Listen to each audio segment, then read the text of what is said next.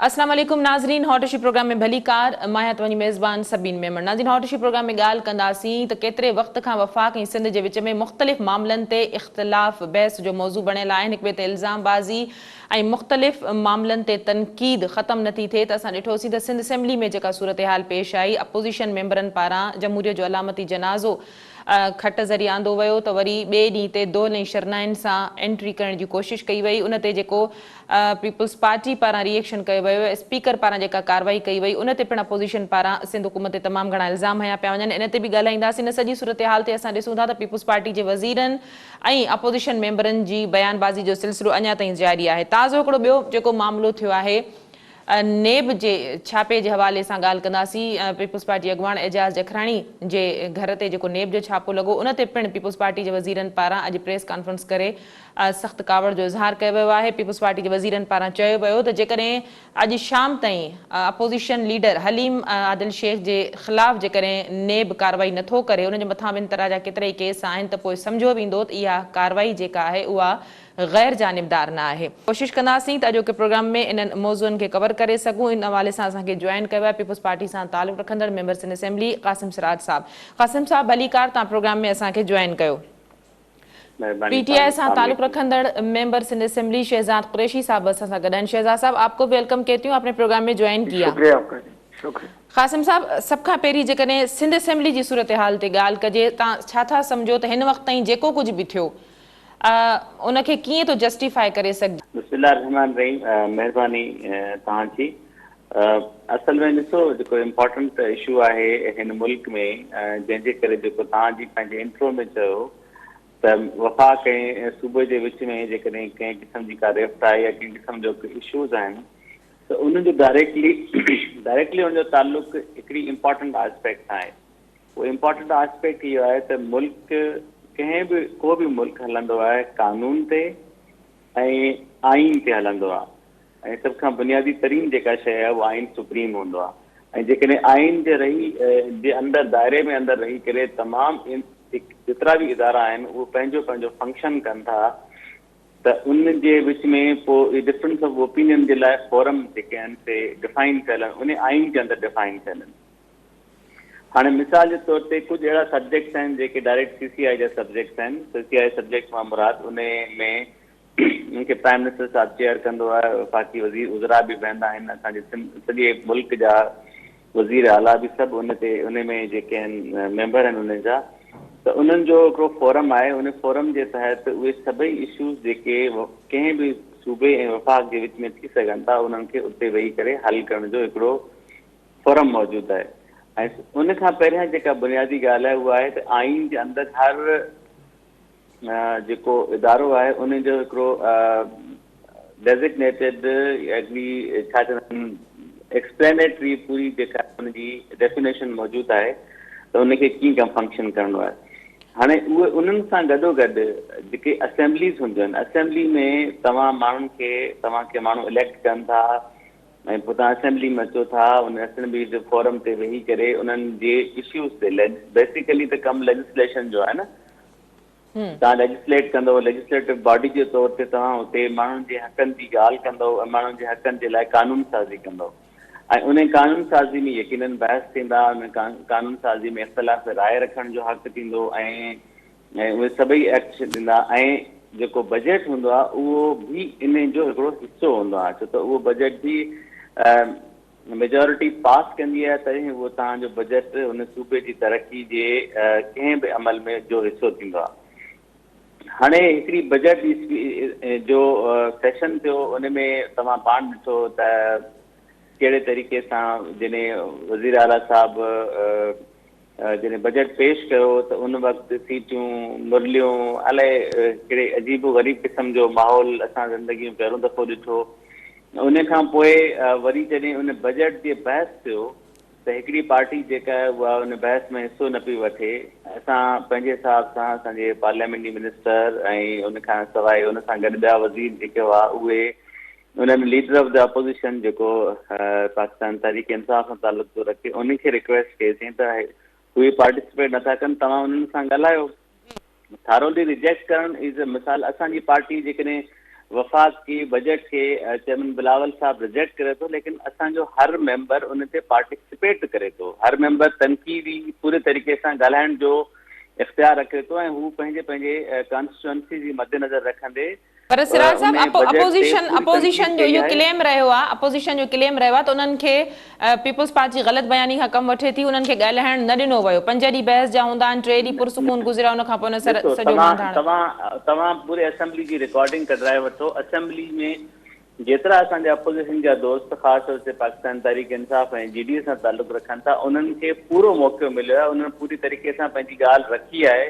हिकिड़ो टाइम जेको आहे उहो तय थियो बिटवीन जेको हाउस जी जेका एडवाइज़री कमेटी आहे, हुन में त हर मेंबर खे 10 मिनट ऐं हुन खां पोइ 20 खां 25 मिनट जेके आहिनि सो पार्लियामेंट लीडर ऐं उहे ॻाल्हाईंदा, ऐं हुन खां पोइ वज़ीर जेके आहिनि हुनजा जवाबु ॾींदा, ऐं आख़िर में वज़ीर आला साहब, लीडर ऑफ द अपोजिशन ऐं वज़ीर आला साहब उनखे कंक्लूड कंदा।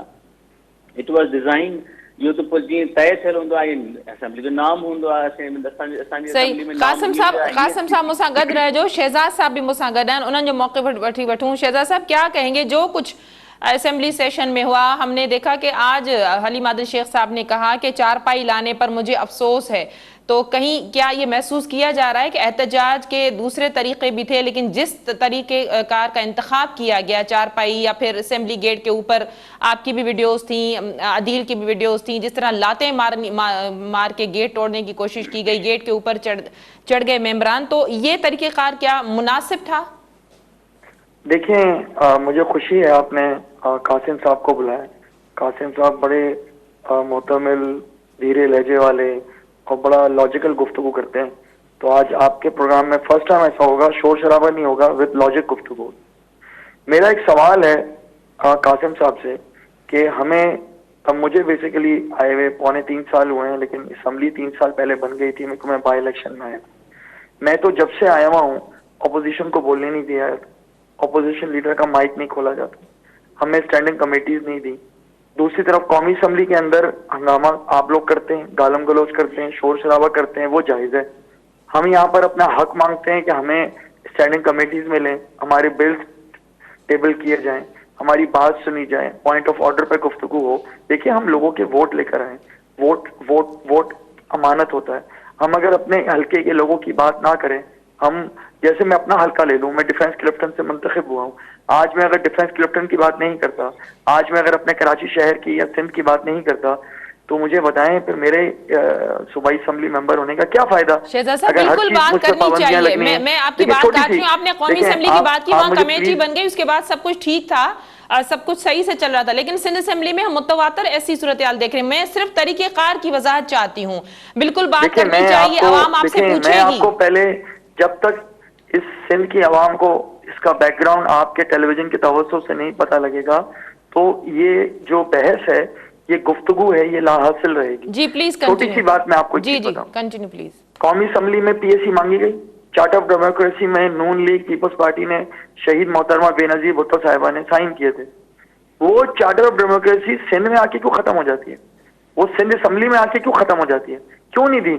अभी 1400 अरब रुपए की बेजाब्तियां और करप्शन की तहकीकात कौन करेगा? इनके अपने बंदे करेंगे, जो PAC में, पब्लिक अकाउंट कमेटी में। देखिए, अकाउंट्स कमेटी में, देखिए हमें बड़ा लॉजिकल बात करनी पड़ेगी। ठीक है, गालियां वहां से आए या इधर से आए, बुरी बात है, गैर पार्लिमानी वर्ड्स किसी को यूज नहीं करने चाहिए। असेंबली का तकद्दुस हो, लेकिन क्या ये असेंबली का तकद्दुस है कि 3 से 4 मिनट में बजट पास कर लिया?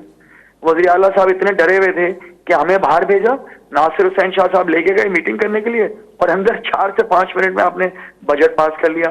सिंध की तारीख में एक और बाप का इजाफा किया कि उसके अंदर अपोजिशन लीडर को बोलने नहीं दिया, किसी भी पार्टी के पार्लिमानी लीडर्स को बोलने नहीं दिया। तो आप मुझे ये बताएं, ये कहाँ का, ये कौन सी जमहूरियत है? मैं अगर सिंध में करप्शन की बात करूं तो मैं जमहूरियत के खिलाफ हूं। ये खुद जमहूरियत के चैंपियन बनते हैं, ये जमहूरियत के सबसे बड़े दावेदार बनते हैं। इनके दौरे हुकूमत के अंदर जितनी आमरीत होती कहीं नहीं होती।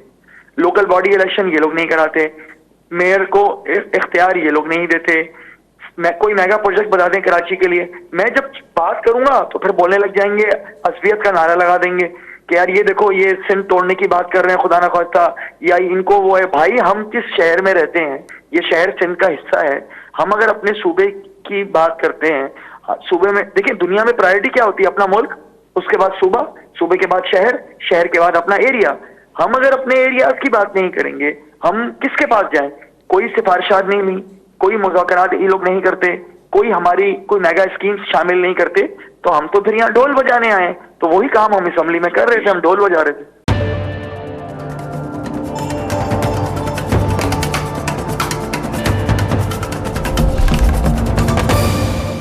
और क्या कर सकते हैं? शहजाद साहब, आपकी सारी बातें एक तरफ रख के मैं दोबारा ये पूछती हूँ कि मैं तरीक़ेकार पूछना चाह रही हूँ कि जो तरीक़ेकार इख्तियार किया गया, जिसपे आज हलीम आदिल शेख साहब ने भी कहा कि मुझे अफसोस है, ये क्या दुरुस्त था? ये तर्ज़े अमल दुरुस्त था? अगर पीपल्स पार्टी जी हमें तो एहतजाज करते हुए भी खुशी महसूस नहीं होती है, हम मजबूरी में कर रहे हैं, हमें दीवार से लगा दिया गया है। मेरा एक सवाल बनता है कि कासिम भाई इसका जवाब दे दें। 8 लोगों पे पाबंदी थी ना, तो बाकियों को क्यों रोका? क्यों खवातीन को धक्के दिए? बाकायदा सिविल कपड़ों में आए हुए थे, जो हमें पता चला है बिलावल हाउस से आए हुए थे, उन्होंने मारा मारी की चीजें की। मुझे पुलिस वहां खड़ी थी, उसका क्या काम है हम पे डंडे चलाना? मुझे एक बात बताएं, मुझे खुद मारा है। ऑब्वियसली आप जब किसी को इलेक्टेड मेंबर को मार रहे हैं, धक्के दे रहे हैं असेंबली में, देखिए दाखिल मेरे पे तो कोई पाबंदी नहीं थी, मेरा हक था कि मैं हॉल के अंदर जाऊं। इन्होंने खुद ही बाहर सारे ताले लगा दिए, पता नहीं कितनी बख्तबंद गाड़ियां, पुलिस, मोबाइल और इतनी हैवी क्या कहना चाहिए फोर्स वहां लगा दी। तो उसके बाद मैं क्या करता? मैं तो नहाता हूं, मेरे पास तो कुछ नहीं है, और मुझे अब असेंबली के अंदर आने से भी रोका जाएगा? क्या क्या क्या ये वहां तकद्दुस पमाल नहीं हो रहा? जिन लोगों ने हमें वोट दिया है, वोटर्स का, क्या वहां तकद्दुस पमाल नहीं हो रहा कि एक इलेक्टेड एमपीए को आप उठा के बाहर फेंक रहे हो आप? तो इसके बारे में मेरा आपसे सवाल है, क्या ये तकद्दुस पमाल नहीं हो रहा? पॉइंट ऑफ ऑर्डर पे बोलने नहीं देते, फिरदौस शमीम नकवी ने रिजाइन कर दिया, इसीलिए उनको बोलने नहीं दिया जा रहा। वो तो कह रहे मैं क्या कर रहा हूँ, मैं आप में लोगों क्यों? के रवैये की वजह से उन्होंने रिजाइन किया, उन्होंने वो मुस्तफी हुए अपने जो है मेंबरान के रवैयों की वजह से, हुकूमती मेंबरान की वजह से। सबीन, मेरा ख्याल है आप प्लीज कंफर्म कर लें। उन्होंने ये कहा जब माइक नहीं खोला जाता, जब बात नहीं करनी दी जाती, जब अपोजिशन लीडर को वो हैसियत अहमियत नहीं दी जाती, पीएससी नहीं दी जा रही, स्टैंडिंग कमेटीज नहीं दी जा रही। अच्छा, एक अजीब सीन है, हमें फंड्स भी नहीं देते। केपीके में फंड्स एंजॉय कर रहे हैं, पंजाब में फंड एंजॉय कर रही है people's party, standing committees enjoy कर रही है, कौमी असेंबली में भी, पंजाब असेंबली में भी, केपीके में भी, हर जगह वो चीज एंजॉय कर रही है। सिंध में आके इन्होंने एक आमरियत और एक बर्बरियत का मुजाहरा कर रहे हैं। सिंध में इन्होंने कुछ नहीं देना ऑपोजिशन को। ये मेरा इनसे सवाल है, क्यों नहीं देते सिंध में? कासिम साहब जी, कासिम साहब जी, अब मैं आपको सारी बातें बताता हूँ। शहजाद साहब ने बहुत बड़ी चार्जशीट रख दी। पहली बात ये है, मैं तो उर्दू में बात करता हूँ कि शहजाद मेरे ख्याल से शहजाद मेहरान यूनिवर्सिटी के पढ़े हुए हैं, लेकिन उसको सिंधी तो आती होगी, इतना तो मुझे यकीन है। ठीक है, मुझे सिंधी आती है, आप सिंधी में बात करें, मुझे कोई मसला नहीं। हाँ, तो ये आपको अपने नाज़रीन के बताता हूँ, शहजाद और हम यूनिवर्सिटी फेलोज हैं, इसलिए मैं थोड़ी सी इनके साथ उजत भी है उस कॉन्टेक्स्ट में भी। तो मैं शहजाद के आने से पहले की बात है, जब हम ये पहली असेंबली बनी थी और मैं भी फर्स्ट टाइम इस असेंबली का मेंबर होके आया हूँ, उस वक्त भी फिरदौस साहब देखें, जो चार्टर ऑफ डेमोक्रेसी का जो भी चार्टर साइन किया हुआ, दैट इज वो असेंबली में वो है नेशनल असेंबली के लिए।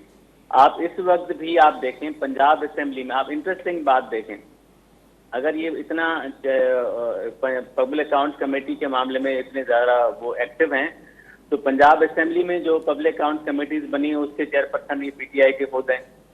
वहाँ पर 3 बनी हुई हैं, 2 के ये हैं, 1 का नून लीग का है। अच्छा, फिर आप आ गए केपी के असेंबली में। केपी असेंबली में स्पीकर जो है ना, वो पब्लिक अकाउंट्स कमेटी का चेयरमैन है। ये सिंध में हमने इनसे पहले भी रिक्वेस्ट की थी कि आप आएँ, स्टैंडिंग कमेटीज में बैठें। फिरदौस नकवी साहब उस वक्त लीडर ऑफ द अपोजिशन, उन्होंने जिद लगाई कि मुझे ये ना देंगे तो हम बात ही नहीं करते, इससे आगे कोई बात ही नहीं होगी। जब बात नहीं करेंगे तो किसी मसले का हल तो होना नहीं है। हमने आज भी 14 स्टैंडिंग कमेटियां इनके हवाले रखी हुई थी कि आप आएँ, आपके चेयरमैन बने, कमेटीज के बने, और बाकी स्टैंडिंग कमेटी में भी आप मेंबर बने। एमकेएम से बात की, लीडर ऑफ द अपोजिशन से बात की, अपना नाम दे दें आप असेंबली में, सेक्रेटरीट में, और साथ साथ असेंबली के फ्लोर पे ये सवाल आपके मसले हल हो जाएंगे। नंबर 1 बात। नंबर दूसरी बात, हमने इनको कब रोका है? जब किसी भी सूरत में अपोजिशन के लिए हमारा गिला स्पीकर साहब से हमेशा ये रहा है कि सर आप हमें टाइम नहीं देते, आप अपोजिशन को टाइम देते हैं। They always speak. अब प्रॉब्लम क्या आता है, कल आपने खुद प्राइम मिनिस्टर साहब को सुना कि जी वो दावा कि जी जब हम आएंगे तो जो है वो हमारे पास वो सारे पैलेटूज और एरिस्टोटल जितने हैं वो सारे बैठे हुए हैं और वो आएंगे और इकोनॉमी इस तरह से सेट हो जाएगी और मुल्क का डायरेक्शन एक दिन में या 90 दिनों में ठीक हो जाएगा। अब कल की आप प्राइम मिनिस्टर साहब की स्पीच सुने विद ऑल माय क्या कहते हैं ये क्या है कि वो कह रहे हैं कि मैं 1-2 साल तक तो हमें पता नहीं चला, हम तो सारी नई टीम थी, हमें पता नहीं था।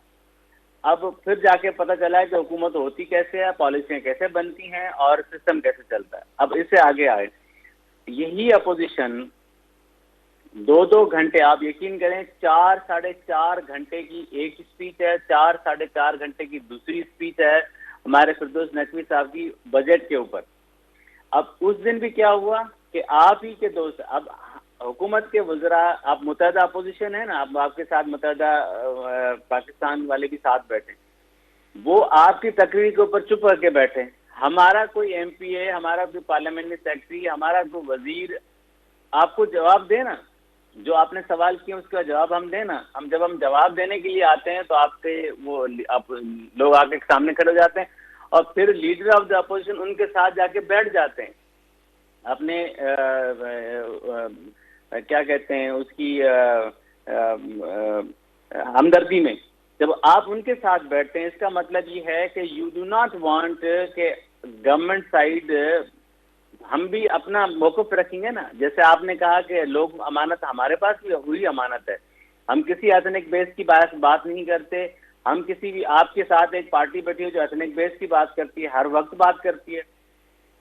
कल बहरिया टाउन का इंसिडेंट हुआ, सही या गलत ये तो इंक्वायरी रिपोर्ट है, कोर्टें जाने क्या इश्यूज होने, किस तरह से होना है, लेकिन उधर तो एथनिक बेस की बात क्यों किसी ने की।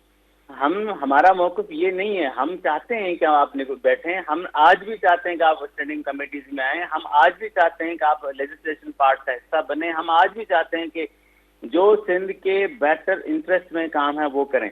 लेकिन ये कोई तरीका नहीं है कि आप असेंबलीज के अंदर आएँ। अब मिसाल हमारे लीडर ऑफ द कौमी असेंबली में तो स्पीकर साहब ने कुछ लोगों को सस्पेंड किया था ना फॉर मिसकंडक्ट। उसमें PTI के लोग भी थे, उसमें पीपल्स पार्टी के 2 महीने भी थे, नवाजी की भी थे। क्या उन्होंने ये तमाशा किया उधर जाके कि जी चारपाइयाँ लेके आए, जनाजे का कष्ट करें? और फिर जब आपने सस्पेंड किया था, आपकी बात दुरुस्त है, सस्पेंड किया था, उसके बाद उन मेंबर, ये तमाशा करने की जरूरत नहीं थी कि आप 50-500 बंदे साथ लेके आए, दौल धमाले के साथ लेके आए, उन लोगों को भी साथ लेके आए कि जी बस हम आप असेंबली के ऊपर जाहिर है आपने कल वो हरकत की तो आज क्या एक्सपेक्ट करेंगे कि हम आपको, ये इतना बड़ा सिक्योरिटी ब्रीच है। मैं तो कहता हूँ कि स्पीकर साहब ने पता नहीं क्यों इस पर इतना लीनियंट काम लिया। मैं तो ये हमारा ही कंसर्न था, इनकी लीडरशिप, GGA की लीडरशिप, पीपल्स पार्टी की लीडरशिप, हमारे उसके बाद chief executive of the province उस हाउस में बैठते हैं और खुदा ना खास आप चारपाई के अंदर लेके आ रहे हो, पता नहीं चारपाई के अंदर कोई इस तरह की चीज हो जो कल को पूरा निजाम ही दरम बरम करने के, हम ये कतन रिस्क नहीं ले सकते। आप अपने साथ आप आते, आके वो मेंबर ना आते, आप अपने आते, कोई किसी को नहीं रोक सकता था। आप असेंबली में आके अपनी आवाज बुलंद करें, इसको ये कोई नहीं रोक सकता आपकी आवाज को।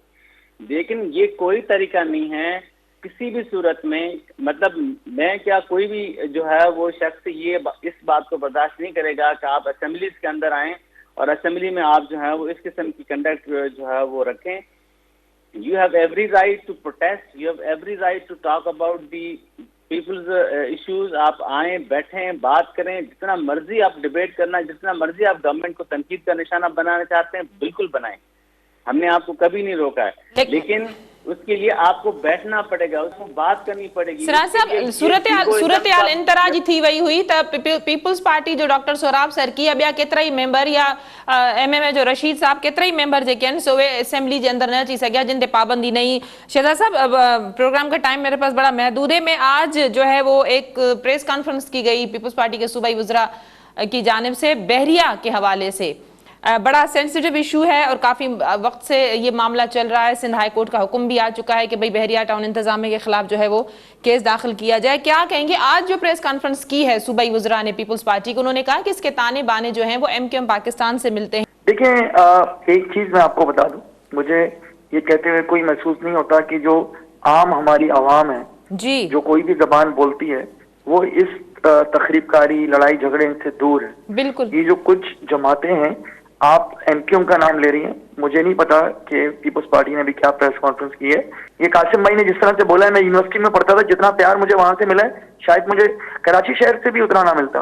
मोहब्बत, प्यार, अमन सब कुछ है, लेकिन जिम्मेदारी किसकी बनती है? सिंध गवर्नमेंट की। फैक्ट फाइंडिंग कमेटी बनाई जाए और पता लगे किसने क्या किया है। सियासी बुनियादों पे ना फैसले हो, कोई भी है, चाहे वो पीपल्स पार्टी है, चाहे वो कोई भी जमात है। सिंधी कौम परस्त जमातों ने तो बिल्कुल इस बात को क्लियर कर दिया है कि उन्होंने तो उसी वक्त उन्होंने कहा था हमारा एक पुरअमन एहतजाज रैली थे, वो उसी वक्त कह रहे थे कि भाई आप आइडेंटिफाई करें जो लोग। चीज बता दूं, थोड़ा सा मैं आपको एक चीज बता दूं, ये पुरअमन एहतजाज वो कह रहे हैं ना था, मैं तो कह रहा हूं ना फ्री एंड फेयर कमेटी बना दे, ज्वाइंट इन्वेस्टिगेशन रिपोर्ट बने। हुकूमत की जिम्मेदारी है। हम सिंध गवर्नमेंट को हमने उस वक्त भी अपील की थी, अभी भी अपील करते हैं, खुदारा ज्वाइंट इन्वेस्टिगेशन रिपोर्ट रिलीज करें। और पाकिस्तान और सिंध के फायदे की बात है, ये सिंध सूबे की फायदे की बात है। इन्वेस्टिगेशन हो, फ्री एंड फेयर हो, जो मुजरिम है वो किसी भी पार्टी से ताल्लुक हो उसको सजा मिलनी चाहिए, ताकि हमारा सिंध धरती सूबा, हमारा अमन पसंद सूबा, इतने सालों से अमन है, प्यार मोहब्बत से सब रह रहे हैं, तो इसके अमन को खराब ना किया जाए। कासिम साहब, अॼु सईद गनी साहब इहा ॻाल्हि कई त जिन बेगुनाहनि खे सराउंडिंग मां ॿाहिरां गिरफ़्तार कयो आहे उन्हनि खे जांच खां पोइ आज़ादु कयो वेंदो। अञा ताईं जेके मुलविस जवाब उन्हनि जे ख़िलाफ़ जेका सूरत हाल सईद गनी साहब जेका प्रेस कॉन्फ्रेंस में ॻाल्हि कई एमक्यूएम पाकिस्तान जे बानी जे हवाले सां त भई उन जी जेका सियासत खे कंटिन्यू कयो पियो वञे, ऐं वीडियो हिकिड़ी जेका वायरल थी, तव्हां सम्झो था त केमिकल आणण वारा इहे सभु मामला जॾहिं एतिरो खुली ॻाल्हाइजे थो त पोइ ही जेके गिरफ़्तारियूं थियूं आहिनि, जॾहिं एडमिट कयो थो वञे त बेगुनाह थियूं आहिनि, त पोइ पीपल्स पार्टी सिंध हुकूमत भी आहे त कहिड़ो जोगो किरदार हिन वक्त इन मामले ते अदा करे सघी आहे? सभिनी ॾिसो, सिंध तव्हांखे असां सभिनी ॻाल्हि जा गवाह आहियूं त सिंध उहा धरती आहे जेको हिकिड़ी तहज़ीब रखे थी, हिकिड़ी सिविलाइज़ेशन रखे थी, ऐं तहज़ीब जी मालिक धरती आहे, जंहिं दुनिया में पुरअमन रहणु सेखारियो ऐं दुनिया खे उन वक़्तु मुंहिंजे दड़ी जेका सिविलाइज़ेशन आहे उन दुनिया खे रहण करण या उनजा अंदाज़ सेखारिया। ऐं मॉडर्न अॼु जी जेकॾहिं तारीख़ ॾिसूं त उहा उन सां वञी कनेक्ट थिए थी। सिंधी माण्हू पंहिंजी धरती सां उन तरीक़े सां मुहबत करे थो जंहिं तरीक़े सां कंहिं बि क़ौम जो हक़ आहे उन सां उनखे उनजी पंहिंजी धरती जी हिफ़ाज़त करणु ऐं उनजो हक़ रखण जो सिंध जे क़ौम जे माण्हुनि जो हक़ आहे। हाणे अचे थो नेक्स्ट सवाल इहो आहे त जॾहिं असां पंहिंजे हक़नि जी ॻाल्हि कंदासीं त उन हक़नि जे अंदरि असां हिकिड़े मुल्क जे अंदरि, हिकिड़े मुल्क जे आइन, हिकिड़े मुल्क जे कानून जे अंदरि रही करे, उन दायरनि जे अंदरि रही करे पंहिंजे हक़नि लाइ जेकॾहिं सम्झंदासीं त इहो हक़ असां खां खसिया था वञनि, सम्झंदासीं त असांजा हक़ असांखे नथा मिलनि, त उन्हनि जा जेके बि मैकेनिज़म आहिनि, प्रोटेस्ट जा मैकेनिज़म हूंदा आहिनि। ॾिसो, थियणु छा खपे त तव्हां वटि हिकिड़ी असेंबली मौजूदु आहे, डेमोक्रेटिक सिस्टम मौजूदु आहे, तव्हां वटि उन असेंबली जे अंदरि तव्हांजा चूंडियल नुमाइंदा वेठा आहिनि, पोइ उहो नुमाइंदा हुकूमत जी साइड ते वेठल हुजनि या उहे नुमाइंदा अपोज़िशन जी साइड ते वेठल हुजनि, तव्हां अचो उन्हनि नुमाइंदनि सां वेही करे ॻाल्हायो। पहिरियां उन्हनि तव्हां पंहिंजा कंसर्न शो करियो त भई उहे कंसर्न आहिनि जिन कंसर्न सां असांखे जेको आहे उहो असांखे इहो सही नथा लॻनि, तव्हां कंसर्न शो करियो। पार्लियामेंट्री डेमोक्रेसी या दुनिया में जिते डेमोक्रेटिक नाम अथनि उन्हनि जा मेथड प्रोसीजर्स हूंदा आहिनि। तव्हां सिविल सोसाइटी ऑर्गेनाइजेशन आहियो, तव्हां नेशनलिस्ट गुरू आहियो। कासिम साहब, तव्हां पुरअमन रैली जे हवाले सां ॻाल्हि था कयो, तव्हां पुरअमन रैली जे हवाले सां ॻाल्हि मुंहिंजी पॉइंट जी त हिकिड़ो नामंसी जा हिकिड़ा प्रोसीजर्स हूंदा आहिनि न, तव्हां उहे सभु अडॉप्ट करियो। उन खां पोइ तव्हां अदालतनि में वञो, अदालतनि जे अंदरि जेकॾहिं तव्हांजी असेंबली में राय रसी नथी थिए, तव्हांजे असेंबली जे अंदरि तव्हांजे हक़ में या तव्हांजी लेजिस्लेशन नथी थिए, गवर्नमेंट उन ते एक्शन नथियूं खणनि, तव्हां अदालतनि में वञो ऐं अदालतनि खां पोइ जेकॾहिं उहे शयूं तव्हां वटि तव्हांजे हक़ में नथा थियनि त पोइ तव्हां प्रोटेस्ट करण जो तव्हांजो हक़ आहे, उहो तव्हां पहिरें ॾींहं खां करे सघो था। हाणे प्रोटेस्ट कयो। गवर्नमेंट ऑफ सिंध, असांजे चेयरमैन असांजी पार्टी जो इहो पहिरें ॾींहं खां आहे त भई जेको कंहिं क़िस्म जो कंहिं बि प्रॉपर्टी खे नुक़सानु ॾिए थो उहो असां मां न आहे, उहो कंहिं बि सूरत में बर्दाश्त या टॉलरेट न थींदो। पहिरीं ॻाल्हि इहा आहे। हाणे प्रोटेस्ट जेकॾहिं पुरअमन प्रोटेस्ट हुननि जीअं नेशनल ज़रूरु चवनि था असांजो पुरअमन प्रोटेस्ट हो, तव्हांजो बिल्कुलु पुरअमन प्रोटेस्ट हूंदो, पर उन पुरअमन प्रोटेस्ट जे विच में हिकिड़ा इंसिडेंट्स थिया आहिनि, हिकिड़ा इवेंट्स जेके आहिनि सो डेवलप थिया आहिनि। उन इवेंट्स में हिकिड़नि माण्हुनि जी ग़लति या सही उहो डिबेट उन ते सवाल अलॻि आहिनि, त उन ते हिकिड़ो इंसिडेंट थियो आहे। हाणे उहो इंसिडेंट थियण ते जेके बि उनमें कल्प्रिट्स इन्वॉल्व हुजनि खपनि, उहो कंहिं बि पार्टी सां तालुक़ु रखनि। उहो मिसाल असांजी हाणे इहो बि असांजे वज़ीरनि माना कंहिं इंफॉर्मेशन बेस्ड इहा ॻाल्हि कई हूंदी, ईअं न हूंदो त इहा हवा में ॻाल्हि थी, इंफॉर्मेशन बेस्ड ॻाल्हि हूंदी न, त हुनजे पोयां कहिड़ा एलिमेंट थी सघनि था जीअं सबोटाज कयो आहे, जंहिं इन प्रोटेस्ट खे हिकिड़ो एथनिक रंग ॾिनो आहे, या इन प्रोटेस्ट खे ॿिनि जेके सिंध में रहंदड़ शहरी आबादी ऐं असांजी रूरल आबादी जेका उनजे विच जे उनजे गैप खे कासिम साहब प्रोग्राम खे मुख़्तसिर कयूं था, मां छो त टाइम वटि तमामु घणो महदूद आहे, नेब जे हवाले सां बि ॻाल्हाईंदासीं। मास्टर माइंड ताईं त मुंहिंजे ख़्याल में पीपल्स पार्टी जेको आहे उन सॼे मामले जे पहुची वई आहे। जेकॾहिं तव्हां चओ था इंफॉर्मेशन बेस्ड प्रेस कॉन्फ्रेंस, त पोइ एविडेंस बेस्ड गिरफ़्तारियूं बि थियनि हा त वधीक बहितर हो। मञो पिया तव्हां पंहिंजी प्रेस कॉन्फ्रेंसिस में त हिन वक़्त ताईं बेगुनाह माण्हुनि खे गिरफ़्तार कयो आहे, जिन खे छॾाइण जे हवाले सां, धरती धड़नि जे हवाले सां पीपल्स पार्टी कुझु न करे सघी आहे। जी क़ासिम साहब, छा चवंदो नेब जे हवाले सां जेका सूरत हाल थी आहे, केस बि दाख़िल कयो वियो आहे नेब अमले जे ते तशद्दुद जे हवाले सां, जेका छिकताण थी? ॾिसो, पहिरीं ॻाल्हि इहा आहे त इन क़िस्म जूं जेतिरियूं बि एक्टिविटीज़ थियनि थियूं उहो कंहिं बि इदारे जी तरफ़ां हुजनि खपनि। त जेकॾहिं हिकिड़ो माण्हू रिस्पॉन्सिबल आहे, हिकिड़े कंहिं उहिदे ते वेठल आहे, मिसाल जखराणी साहब एडवाइज़र आहे चीफ मिनिस्टर जो, ऐं यकीनन पंहिंजे ऑफिस में बि हूंदो आहे, पंहिंजे घर में बि हूंदो आहे, पंहिंजे हल्के में बि हूंदो आहे, ऐं जिते जिते हुनजी विज़िबिलिटी आहे या जिते जिते हुनजा एक्ट्स आहिनि, कम आहे, उन कमनि ते मौजूदु आहे, त उन्हनि खे तव्हां घुराए करे जेकॾहिं तव्हांखे investigation J point of view सां कंहिं क़िस्म जी का बि कार्रवाई आहे, त तव्हां यू कैन कॉल हिम अप इन द ऑफिस और in your any designated area, तव्हां उन्हनि खां इंक्वायरी करे सघो था। बट इन क़िस्म जो एक्शन जेको आहे उहो यकीनन कंहिं बि हवाले सां तव्हां जॾहिं कंहिंजी बि ज़ाती घर ते या छापा हणंदव या इन क़िस्म जो, त पॉलिटिकल माण्हुनि जे घरनि ते, ऐं उहो यकीनन जेकॾहिं इहो ॾिठो वञे त उहो हिकिड़ी सर्टन पार्टी खे हिकिड़ो माना तव्हांजो इहो ट्रेंड इहो रहे त तव्हां हिकिड़ी सर्टन पार्टी जे माण्हू खे या हुनजे वज़ीरनि खे या हुनजे आम माण्हुनि खे तव्हां टारगेट कयो, ऐं ॿी पार्टी खे तव्हां टारगेट न, ॿी पार्टी जो माण्हू जेकॾहिं उन तरह जे कंहिं केस में इन्वॉल्व हुजे ऐं उनजे ख़िलाफ़ इंक्वायरी हुजे, इन्वेस्टिगेशन हुजे, ऐं उते जेकॾहिं तव्हां जी उहा कार्रवाई न थिए, त पोइ इहो थोरो विंडिक्टिव काइंड ऑफ जेको आहे मैसेज वञे थो। जी, तो उहे सभई इदारा यकीनन इन ॻाल्हि ते सोचींदा ऐं सोचणु बि खपे त तव्हां इन क़िस्म जी कंहिं बि एक्टिविटीज़ ते जिते इहो लाज़मी थिए थो त तव्हां उन्हनि इदारनि खे पंहिंजो जेको आहे न हिकिड़ो लाइन ऑफ एक्शन ऐं कोर्स रीडिफाइन करणु खपे इन्हनि मौज़ुअनि ते। वॾी महिरबानी क़ासिम सिराज साहब, तव्हां असांखे प्रोग्राम में जॉइन कयो। नाज़रीन, प्रोग्राम जे सिलसिले खे जारी रखंदासीं ते वक़्तु आहे मुख़्तसिर वक़फ़े जो, वठूं था वक़फ़ो।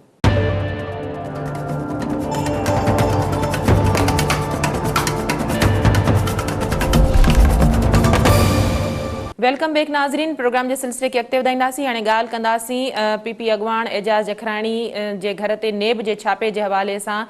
नेब अॻवाणनि ते तशद्दुद जे हवाले सां केस पिणु दाख़िल कयो वियो आहे। इन हवाले सां ॻाल्हाइण जे लाइ असांखे जॉइन कयो आहे जेकोबा जे ब्यूरो चीफ अज़हर गुलसरकी। अज़हर, भली कार तव्हां प्रोग्राम में जॉइन कयो। अज़हर, छा मामिलो आहे नेब पारां जेका कार्रवाई कई वई ऐं जेको सॼो मामिलो थियो?